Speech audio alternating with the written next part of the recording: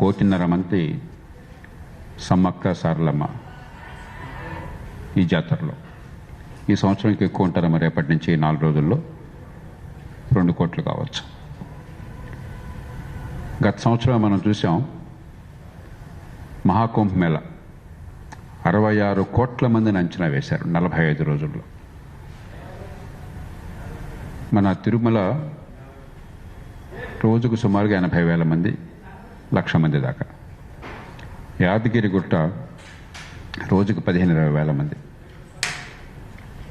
ఈ మధ్యకాలంలో బాగా పెరిగినవి బెనారస్, కాశీ రోజుకి దాదాపుగా 3 లక్షలు దాటుతున్నది. మరి గత 1-2 ఏళ్ళుగా అయోధ్య 4 లక్షలు దాటుతాం. ఒకప్పుడు ఆగ్రా యాత్రికులకి నెలవు రోజుకి దాదాపుగా 3 లక్షలు, 3.5 లక్షల మంది. ఇప్పుడు ఆగ్రాను దాటిపోయినాయి. అంటే మన సాంస్కృతిక మూలాల్లోంచి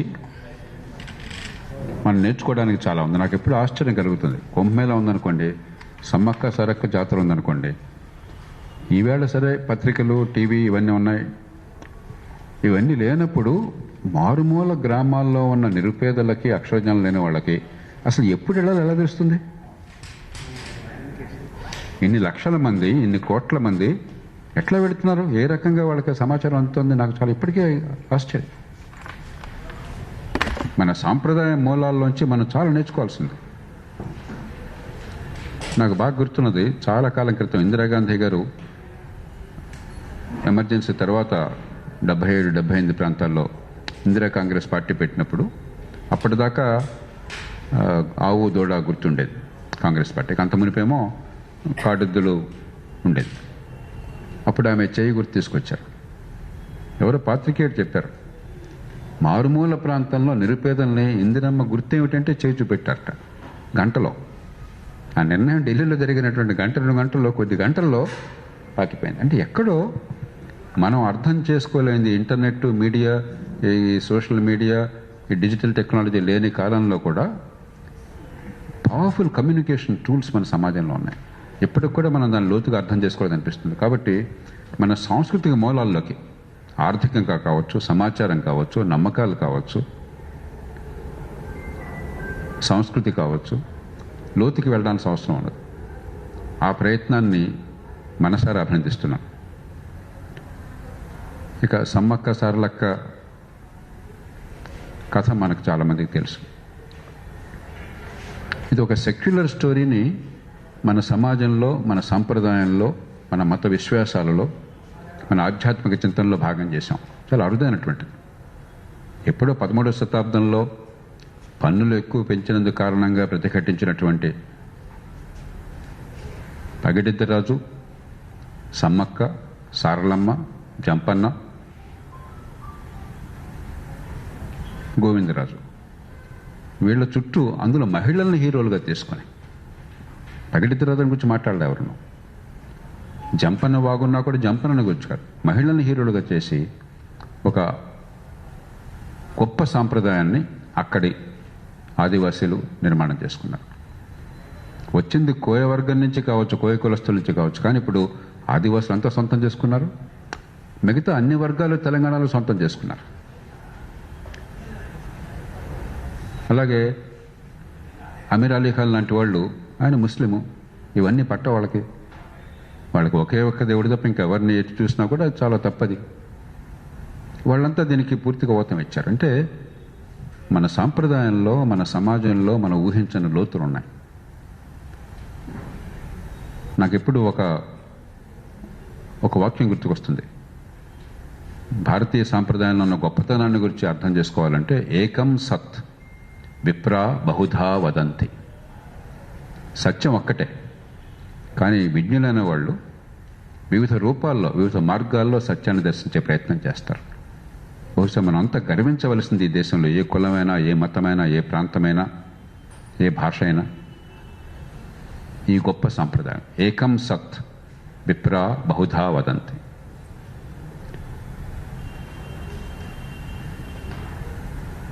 నాకు ఇంకోటి నచ్చిన కారణం ఏంటంటే, మన దేశంలో చరిత్ర, సాంప్రదాయం అంటే మనకి ఎప్పుడు మౌర్య సామ్రాజ్యము. ఖచ్చితంగా అశోకుడిని నేను చాలా గౌరవిస్తాను. నా దృష్టిలో అశోకుడు ప్రపంచ చరిత్రలో అత్యద్భుతమైన వ్యక్తుల్లో ఒకడు, గౌతమ బుద్ధుడిలాగా. కానీ మౌర్య సామ్రాజ్యము, ఆ తర్వాత గుప్త సామ్రాజ్యము, ఆ తర్వాత ఢిల్లీ సల్తనైట్, ఆ తర్వాత మొఘల్స్, ఇంకంతే. ఇంత విశాలమైన దేశంలో స్థానికంగా ఎన్నో జరిగినాయి, లోకల్ హిస్టరీ. దాని మీద నా దృష్టిలో చాలా పరిమితమైన అవగాహన మనకున్నది.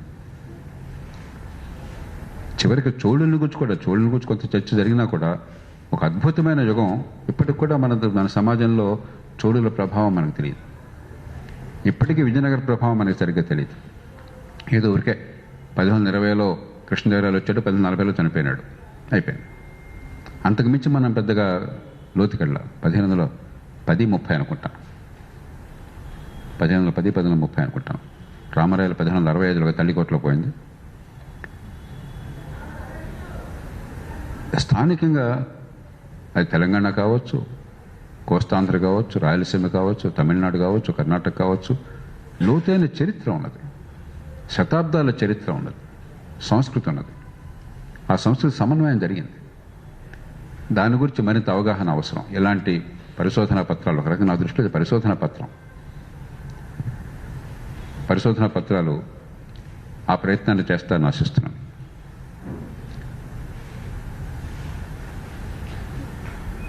ఇక 2 అంశాలు చివరిగా. ఆధ్యాత్మికత ఏ మేరకు మనం పట్టించుకోవాలి. నా మటుకు నాకు దేవుడు అనేవాడు తెలియదు, ఉన్నాడు లేడు. నేను సంశయవాదిని. చిన్నప్పుడు చాలామంది లాగానే తల్లిదండ్రుల ప్రభావం వల్ల ఏదో దేవుడు వినాయక చవితి నాడు పూజ, కథ చదవటం ఇవన్నీ ఉన్నా కూడా బయట రసనలు చదివిన తర్వాత 14 ఏళ్ల వయసులో వదిలేశాను. దేవుడు ఉన్నాడో నాకు తెలియదు, నాకు అనవసరం అని చెప్పాను. కానీ మనకి వ్యక్తిగతంగా దేవుడున్నా లేకపోయినా కూడా ఆధ్యాత్మికత ప్రభావం ఈ సమాజం మీద అద్భుతంగా ఉన్నది. కుల మతాలకి, ప్రాంతాలకు అతీతంగా, మతానికి అతీతమైన ధర్మం అధర్మం అన్న భావన, ధర్మ నిరతి ఈ సమాజంలో పుష్కలంగా ఉంది. అది ఉంది కాబట్టే కొద్దిమంది మీద కూర్చున్నా కూడా ఇవాళ ఎవరో గోండాలు వచ్చి ఇక్కడికి ఆడవాళ్ళు చేస్తారని కానీ, నేరాలు దొరుకుతాయని కానీ భయం మనకు లేదు. మన సమాజంలో చట్టబద్ధ పాలన వల్ల, చట్టం వల్ల కాదు మనకందరికీ శాంతి ఉన్నది, నేరాలు పెద్దగా లేకుండా ఉన్నది. కేవలం ఈ ధర్మ నిరతి వల్ల, ఈ సంస్కృతి వల్ల. 100కి 99 మంది ఏ మతం చెందిన వాళ్ళైనా కూడా దేవుడి పట్ల నమ్మకం, పాపం పట్ల భీతి ఉండడం వల్ల. కాబట్టి మన నమ్మకాలతో నిమిత్తం లేకుండా ఈ సమాజంలో మంచి మార్గంలో ఉన్న నమ్మకాలను గౌరవించడం మనం నేర్చుకోవాలి. ఇతరుల మీద ద్వేషాన్ని పెంచినంత వరకు, హింసని పెంచినంత వరకు, మూఢనమ్మకాలను పెంచి జీవితాన్ని నాశనం చేయనంత వరకు ఆధ్యాత్మికతని మనం గౌరవించకపోతే ఈ దేశం మనకు అర్థం కాదు. చివరిగా పరిపాలన గురించి చాలా లోతుగా ప్రస్తావన చేశారు. మన పరిపాలనలో గొప్ప విషయం ఏంటంటే మిషన్ మోడ్లో ఎమర్జెన్సీగా బ్రహ్మాండంగా చేస్తాం. లక్షల మంది గుమ్ముకూటారు మహాకుంభమేళ దగ్గర నుంచి సమ్మక్క సారలమ్మ జాతర దాకా మనం బ్రహ్మాండంగా చేస్తాం. ఎక్కడ పెద్దగా డబ్బులు లేని కాలంలో కూడా, సాంకేతిక విజ్ఞానం పెద్దగా అందని కాలంలో కూడా, సమాచారం సరిగ్గా అందని కాలంలో కూడా అద్భుతంగా చేసేవాళ్ళం. ఇప్పుడు ఇంకా బాగా చేస్తున్నాం. అట్లాగే చట్టబద్ధ మనం శాంతి భద్రతల వివాదం కలిగింది, కమ్యూనల్ రైట్స్ మరొకటి వచ్చినాయి, బ్రహ్మాండంగా చేయగలం. మూర్ఖులు అయ్యండి రాజకీయ కారణాల వల్ల తప్పితే ఈ దేశంలో శాంతి భద్రతలను కాపాడడం మన యంత్రాంగానికి పూర్తిగా తెలుసు. ఆ సంప్రదాయం అన్నది చట్టం బలమైనటువంటిది, ఎవరికి ఏం చేయాలో తెలుసు. అలాగే ఎలక్షన్ల నిర్వహణ, ఎలక్షన్ వెనకాల ఏం జరుగుతుందో మనం వదిలేద్దాం. ఆ డబ్బులు, ఈ కులము, తాత్కాలిక తైలాలు చేశాను. ఎన్నికల నిర్వహణ, కేవలం ఎన్నిక ప్రక్రియ అద్భుతంగా చేస్తాం. ప్రపంచంలో ఏ దేశానికి తీసుకోం మనం. విఐపి విజిట్, ఓ ప్రధానమంత్రి వస్తున్నారు, ముఖ్యమంత్రి వస్తున్నారంటే రకరకాలుగా 24 గంటల మొత్తం సీన్ మారిపోతుంది, సెట్ మారిపోతుంది. బ్రహ్మాండంగా చేస్తాం. మన సమస్య మామూలు పరిపాలనలో ప్రజలకు సేవలు అందించడంలో చాలా చెత్తగా ఉంటుంది. ఇక్కడ ఇంత సామర్థ్యం, ఇక్కడ ఇంతటి అసమర్థత, ఇంతటి అనాసక్తత, ఈ రెంటికి మధ్య చాలా కొట్టొచ్చినటువంటి తేడా. వారి డబ్బును గురించి ప్రస్తావించారు మల్లికార్జున. 100-150 కోట్లు నథింగ్. 1.5-2 కోట్ల మంది సమావేశమైతే వారి సౌకర్యాలు చూడడం కోసం, శాంతి భద్రతలను కాపాడడం కోసం, మంచినీళ్ళు అందడం కోసం, రవాణా సౌకర్యాల కోసం 150 కోట్లు నథింగ్. 850 కోట్ల రూపాయలని తెలంగాణ ప్రభుత్వం రోజు ఖర్చు పెడుతుంది. 850 కోట్ల రూపాయలు ఖర్చు పెడుతుంది. చాలా డబ్బులు ఖర్చే, మనకు తెలిసేం జరుగుతుంది. ఇంతకుముందే చర్చించుకున్నాం.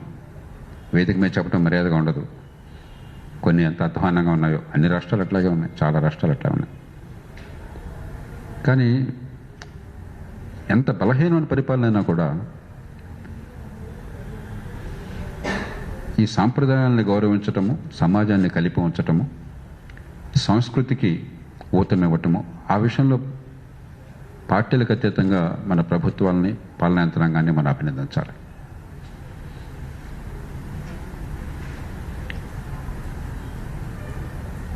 ఇంతకంటే ఎక్కువ చెప్పేది లేదు. నేను మళ్ళీ కోరేది, ఇలాంటి రచనల నుంచి స్ఫూర్తిని పొంది, పరిశోధకుల నుంచి స్ఫూర్తిని పొంది, మన విశ్వవిద్యాలయాల్లో మరింత లోతైనటువంటి అధ్యయనం, మన సాంస్కృతిక మూలాలను గురించి, మన చరిత్రను గురించి, మన సమాజాన్ని గురించి, మన అవసరాలను గురించి, మన అలవాట్లను గురించి, మన భవిష్యత్తును గురించి మరింత లోతైన పరిశోధన జరుగుతుందని చెప్పని, ఎప్పుడు అరువు తెచ్చుకుని ఆ దేశాల మన్నన కోసం చూడడం కాకుండా మనం ఆత్మవిశ్వాసాన్ని పెంచుకుంటామని ఆశిస్తున్నాను. దానిలో కీలకమైనటువంటి పాత్ర పోషించిన డాక్టర్ మల్లికార్జున మనసారా అభినందిస్తూ, మీ అందరికీ నమస్కరిస్తూ నేను సెలవు తీసుకుంటున్నాను.